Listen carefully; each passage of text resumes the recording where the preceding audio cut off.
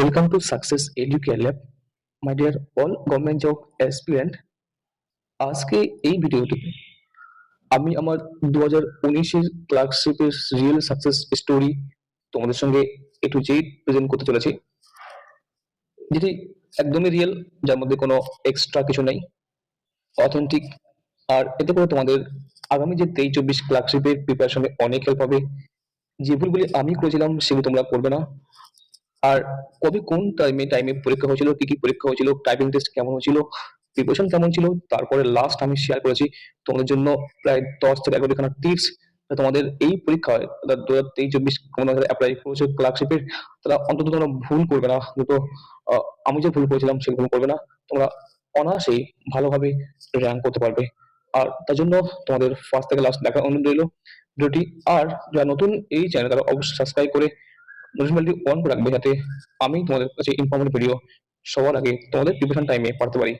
তো চলো আজকে দেখো, আমার প্রথমে শুরু করি। চলো, আমার কম্পিটিটিভ পরীক্ষার প্রস্তুতি শুরু হয় 2015 সাল থেকে।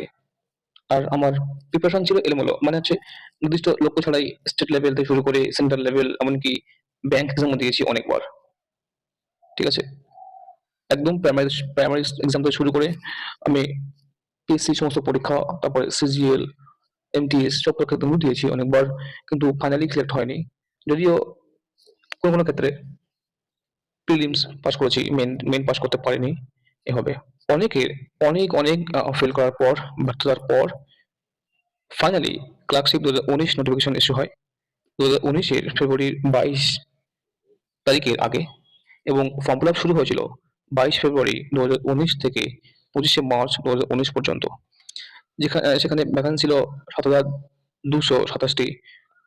আর ফর্ম ফিল আপ করেছি, কিন্তু ফর্ম ফিল আপের সময় একটু ভুল করে বসেছি। সেটি হচ্ছে, আমি ভেবেছিলাম সবই তো ফেল করছি, তো যদি হাই পোস্ট দিলে আমি সিলেক্টেড না হই। অর্থাৎ ফর্ম ফিল আপের সময় দেখলাম ওখানে সেক্রেটারিয়েট ছিল, ডিরেক্টরেট ছিল, রিজনাল পোস্ট ছিল। আমি প্রথমে দিয়েছিলাম রিজনাল পোস্ট প্রেফারেন্স, তারপর দিয়েছিলাম ডিরেক্টরেট, তারপরে লাস্ট দিয়েছিলাম সেক্রেটারিয়েট পোস্ট প্রেফারেন্স। পরে অবশ্য আমি সেটা ভুল বুঝতে পারি, কিন্তু সেটিকে মডিফাই করতে পারিনি। এবার প্রিপারেশনের ব্যাপারটা দেখো। প্রিপারেশনের ক্ষেত্রে যেহেতু আমার এসএসসি, সিজিএল মানে সমস্ত লেভেল এক্সামে আমি পরীক্ষায় বসেছি, অনেকবার দিয়েছি, তার জন্য স্টাডি করেছি, তাই স্পেশালি কোনো প্রিপারেশন তেমন ছিল না।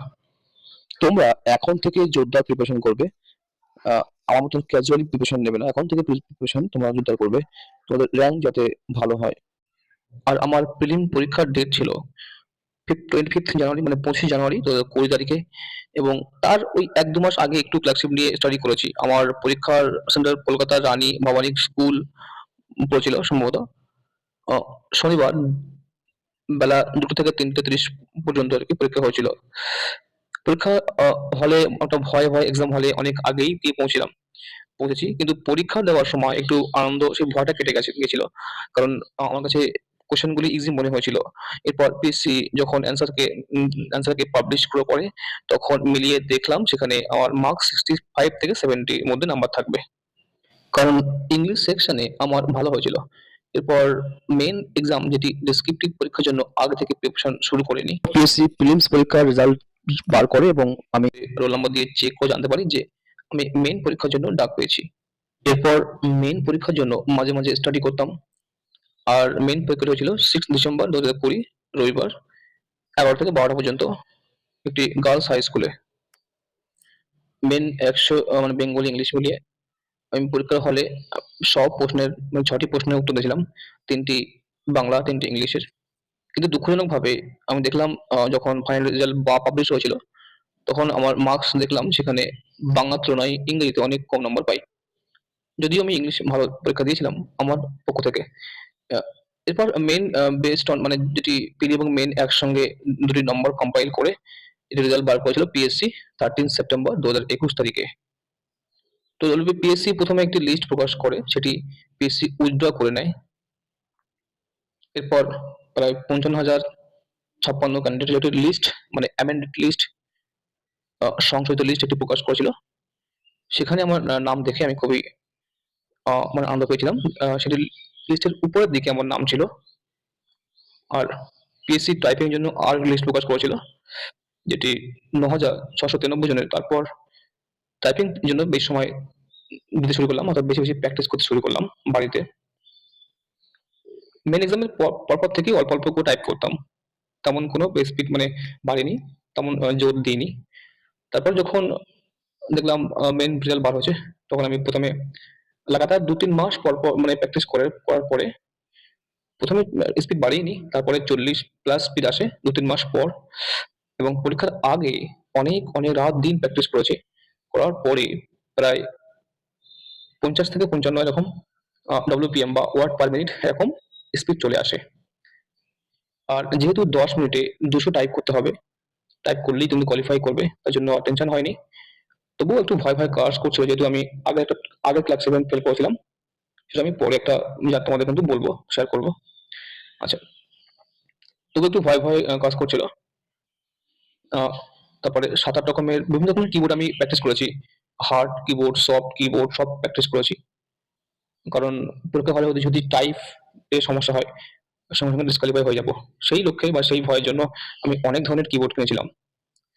তো এবারে পিএসসি টাইপিং টেস্ট কন্ডাক্ট করে, যেটি 26 এবং 27 মার্চ 2022 কন্ডাক্ট হয়েছিল।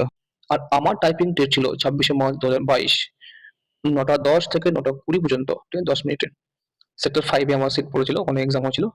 আর কিবোর্ড ছিল খুবই সফট, ডেল কোম্পানির কিবোর্ড ছিল। টাইপিং এর সময় তেমন সাউন্ড ছিল না, যেটা আমি খুবই টেনশন করছিলাম যে সাউন্ডে হয়তো সমস্যা হতে পারে। তো খুবই মনোরম পরিবেশে টাইপিং শেষ হলো। 10 মিনিটে প্রায় একবার 200 ওয়ার্ড শেষ করি, আরো একবার রিপিট করেছিলাম, মানে প্রায় 400 ওয়ার্ড লিখেছিলাম, টাইপ করেছিলাম। আর খুবই আশা নিয়ে পরীক্ষা হল থেকে বেরিয়ে শেষ বেশ ফাইনালি 6 জুলাই 2022 তারিখে রেজাল্ট প্রকাশ হলো। যেহেতু আমি সেক্রেটারিয়েট ডিরেক্টরেট পড়ে দিয়েছিলাম প্রেফারেন্স, তাই আমার রেজাল্ট কিন্তু সেক্রেটারিয়েট ডিরেক্টর আসেনি, আমার রেজাল্ট এসেছিল রিজিওনাল পোস্টে। যদিও আমি দেখেছিলাম যে আমাদের র্যাঙ্ক ছিল, তাতে কিন্তু ডিরেক্টরেট আমি চান্স পেতাম। তো ওই দিন সন্ধ্যার দিকে নিজের নাম দেখতে পেয়ে খুবই খুশি হয়েছিলাম, কারণ প্রথম চাকরি খুবই দরকার ছিল, খুবই মানে এক্সাইটেড হয়েছিলাম সেই দিন। তারপরে একের পর এক যে প্রসেসগুলো হয় পিএসসি তরফ থেকে, সেগুলো হয়েছিল। প্রথমে কাউন্সেলিং, তারপরে পুলিশ ভেরিফিকেশনস, সবগুলো কমপ্লিট করার পরে একের পর এক আমার ফার্স্ট মানে কাউন্সেলিং হয়েছিল 1 সেপ্টেম্বর 2022-এ। এরপর সব কমপ্লিট করার পরে বাই পোস্ট লেটার আসে, পোস্ট অফিসের মতো চিঠি আসছিল বাড়িতে। Water resource investigation development directorate বা WRIDD দপ্তরে আমি ফাইনালি সিলেক্ট হয়েছি এবং ডিসেম্বরের 1 তারিখে অ্যাকাউন্টস ক্লার্ক বা LDC তে জয়েন করি। তো এই ছিল আজকে আমার সাকসেস স্টোরি, যেটি রিয়েল, যেটির মধ্যে কোনো বাড়ানো কথা বা কিছু নাই। আর এতে করে এই স্টোরির মাধ্যমে আমি চাই তোমরা নিজেদেরকে সংশোধন করতে পারবে, যেটা অনেক আগে থেকে প্রিপারেশন করবে, ঠিক আছে? এবারে আমি তোমাদের বেশ কয়েকটি টিপস বলবো, মেসেজ তোমাদের দিতে চাই। সেগুলো হচ্ছে কি, প্রথমে দেখো, প্রিলিমিনারি এক্সাম না হওয়া পর্যন্ত শুধুমাত্র প্রিলিমিনারি এক্সামের জন্য বেশি ফোকাস করবে, স্টাডি করবে। সপ্তাহে একদিন সময় পেলে লেটার, প্রেসি, রিপোর্ট আর ট্রান্সলেশন একটু চোখ বুলাবে একটু একটু, ঠিক আছে? কিছু ইংলিশ ওয়ার্ড মুখস্থ করবে, ঠিক আছে?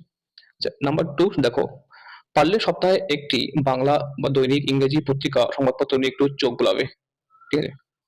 আর মেন পরীক্ষার জন্য হাতের স্পিড বাড়ানোর জন্য আগে থেকে প্র্যাকটিস করবে লেটার, প্রেসি, রিপোর্ট এগুলো। কারণ ওই মেন এক্সাম কিন্তু অনেকেই নাম্বার কম পায় হাতের স্পিডের জন্য। হাতের লেখা বেশি সুন্দর দরকার নাই, হাতের লেখা কিন্তু মোটামুটি বুঝতে পারলে হবে। এই আর প্রিলিমিনারি এক্সামের জন্য যে মান্থলি কারেন্ট অ্যাফেয়ার্স পড়বে বা ম্যাগাজিন পড়বে, সেটিতে গুরুত্বপূর্ণ ইনসিডেন্ট, অ্যাক্সিডেন্ট, ন্যাচারাল ক্যালামিটিস, রাজ্যের মধ্যে কোনো প্রকল্পের রিপোর্ট, পলিটিক্যাল নিউজ, এগুলো মার্ক করে রাখবে। কারণ রিটেন এক্সামে যে রিপোর্ট দেয় বা লেটার দেয়, ওগুলো তো ডেটাবেস দেয়, সেখানে তোমরা যদি কিছু ডেটা ইনপুট করতে পারো নিজে থেকে, তাহলে অনেক ভালো নাম্বার কিন্তু আসে। আর টিপস নাম্বার 5, ইংরেজি ও অঙ্কে এমনভাবে প্রিপারেশন করবে যাতে 95 থেকে 100% মার্কস তুলতে পারো, ঠিক আছে? আর কারেন্ট অ্যাফেয়ার্স নিয়মিত পড়বে, পরীক্ষার সময় বেশি সময় নষ্ট করবে না। আর জেনারেল অ্যাওয়ারনেস ও স্ট্র্যাটেজিকে অনেক পড়তে হবে, ঠিক আছে? আর সাবজেক্ট ওয়াইজ পড়বে, সাথে এমসিকিউ প্র্যাকটিস। আর ম্যাথমেটিক্স টাইম ধরে প্র্যাকটিস করবে, অর্থাৎ টাইম কিন্তু তোমাদের যা অঙ্ক আসবে সবাই কিন্তু পারবে, কিন্তু টাইম কিন্তু মেনটেন করতে পারবে না। তো টাইমটা মেনটেন করবে, টাইম ধরে প্র্যাকটিস করবে।